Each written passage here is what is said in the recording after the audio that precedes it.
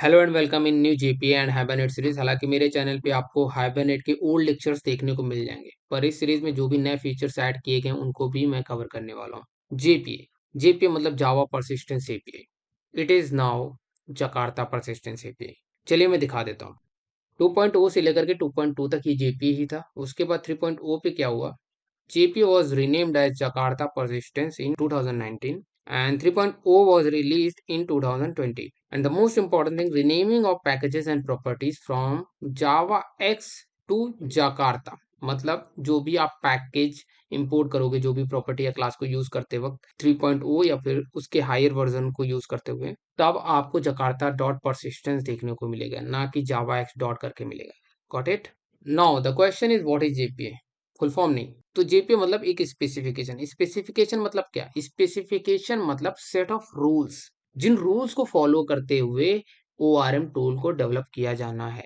In a simple way अगर मैं बोलता हूँ कि आपको सीक्वेंस ऑफ इंटीजर वैल्यूज को होल्ड करना है कोर जावा में, तो आप क्या यूज करोगे? आप बोलोगे एरे। पर मैं कहूंगा ये वैल्यूज जो है कुछ भी हो सकती है, कभी 10 वैल्यूज हो सकती हैं, कभी 20, कभी 15, कभी 100, कभी 1000। देन आप बोलोगे collection, let's say array list. तो यहाँ पे कलेक्शन, जैसे ये डायग्राम में मैं बस एक्सप्लेनेशन के पर्पज से यहाँ पे समझा रहा हूँ कि कलेक्शन क्या है, कि इंटरफेस है, ये कॉन्ट्रैक्ट है जो कुछ सेट ऑफ रूल्स को डिक्लेयर किया हुआ है। उसके बाद चाइल्ड हमारे पास लिस्ट, इसने भी कुछ अपने कॉन्ट्रैक्ट मतलब कुछ सेट ऑफ रूल्स को डिक्लेयर किया हुआ है। तो जो भी इंप्लीमेंटेड क्लास होगी उनको इन रूल्स को सेटिस्फाइड करना पड़ेगा, प्रॉपर तरीके से इंप्लीमेंट करना होगा, तभी वो इंप्लीमेंटेड क्लास मानी जाएगी। सिमिलरली आप यहाँ पे ऐसे समझो कि ये एक इंटरफेस है जेपीए, जावा परसिस्टेंस या फिर जकार्ता परसिस्टेंस पे एक इंटरफेस है, और ये इंप्लीमेंटेड क्लासेस हैं हाइबरनेट, टॉपलिंक। ठीक है, तो मतलब इन स्पेसिफिकेशन, इस स्पेसिफिकेशन के रूल्स को फॉलो करते हुए ये ओआरएम टूल डेवलप किया गया है। और एक और बात कि जब कोई बोलता है कि मैंने जेपीए को यूज करते हुए अपनी एप्लीकेशन में जो है डेटाबेस से इंटरेक्शन कराया, तो एक्चुअली इटसेल्फ आप जेपीए को यूज नहीं कर सकते हो। मतलब they are saying one of the implementation they are using in their application. ठीक है, वो या तो हाइबरनेट हो सकता है, जब कोई बोलता है स्प्रिंग डेटा जेपीए मतलब बाय डिफॉल्ट हाइबरनेट यूज हुआ है। ठीक है, ये बात हमेशा याद रखना। तो यहाँ पे मैं पॉइंट्स में समराइज कर देता हूँ। JPA is a specification outlining rules for ORM tool.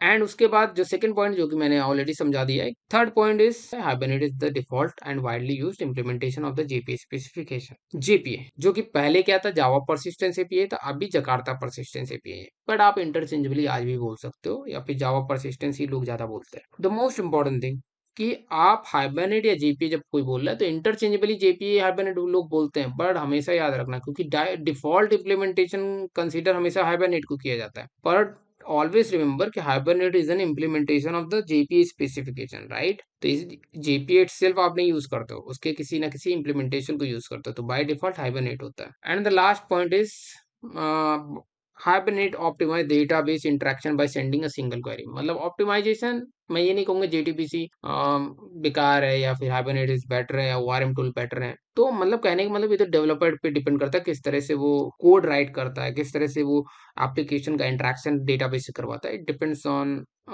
Developer, right? But हाँ, सिंपल वर्ड में मैं समझाता हूँ कि जो ओआरएम टूल हाइबरनेट या जेपीए, उसमें क्या होता है, ओआरएम टूल में एक लेयर होती है परसिस्टेंस कॉन्टेक्स्ट। उस लेयर के थ्रू डिसाइड किया जाता है कि कौन सी क्वेरी डेटाबेस को भेजी जाएगी। मतलब परसिस्टेंस कॉन्टेक्स्ट का इंटरेक्शन होता है डेटाबेस से, डायरेक्टली ओआरएम टूल का डेटाबेस से इंटरेक्शन नहीं होता है। ऑलवेज रिमेंबर, तो आपका जो थिंकिंग मैकेनिज्म है वो थोड़ा चेंज करना पड़ेगा ओआरएम को सीखने के लिए। ठीक है, जबकि जेडीबीसी में डायरेक्टली हम क्वेरी भेज सकते हैं, इंसर्ट डिलीट मल्टीपल क्वेरी। तो ये बेसिक पॉइंट था, लास्ट पॉइंट का मीनिंग था।